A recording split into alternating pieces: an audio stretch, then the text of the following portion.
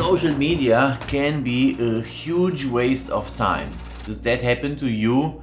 It happens to me. I take out my laptop, sit down on my sofa and try to write something, and then the moment I wake up, 45 minutes passed and I just spent the whole time on something I didn't want to. I didn't get any work done, didn't read anything I wanted to.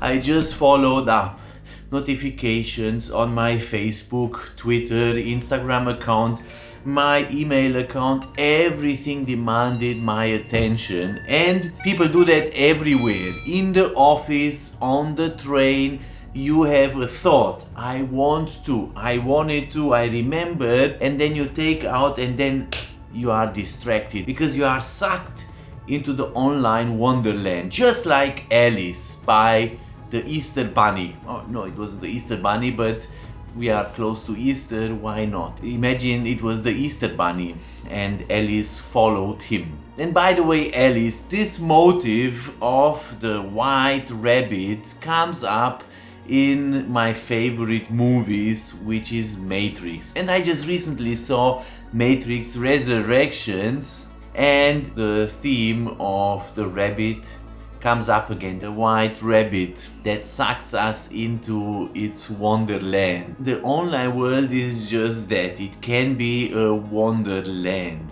Articles and news and connected with people and connected with businesses and learning something new. We have all kind of excuses to use these platforms, to use the online world. We want to get better at things, we want to connect with people, but in a matter of fact, we waste a lot of time.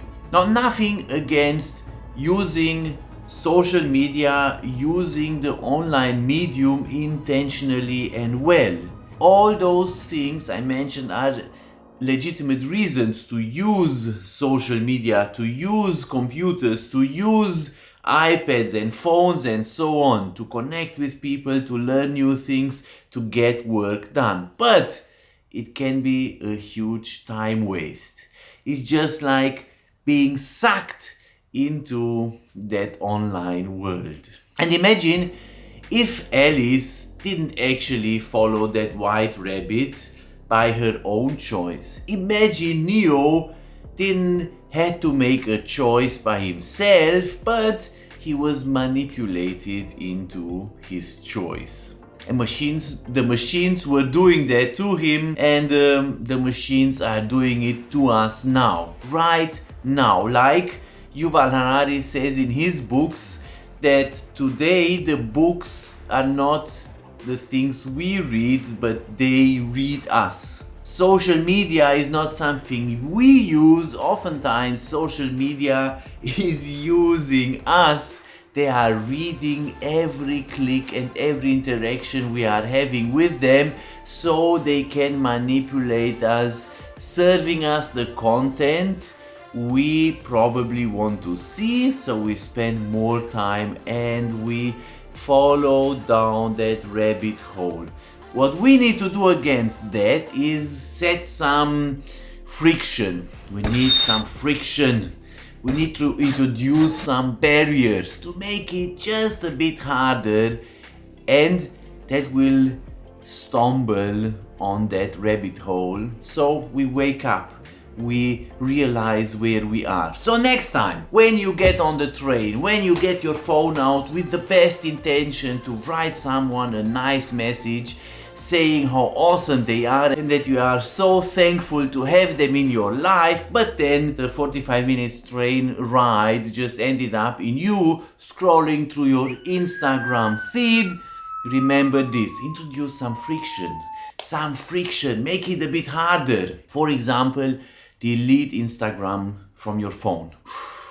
That's a hard one, because you can't upload. Actually, you can upload from your computer and you can consume Instagram on your PC. Just a little bit of friction will make sure that you just don't stumble into that hole all the time. Disable notification on any app you don't really need, you don't really use. Disable notifications for Twitter. Do you need notifications for Twitter?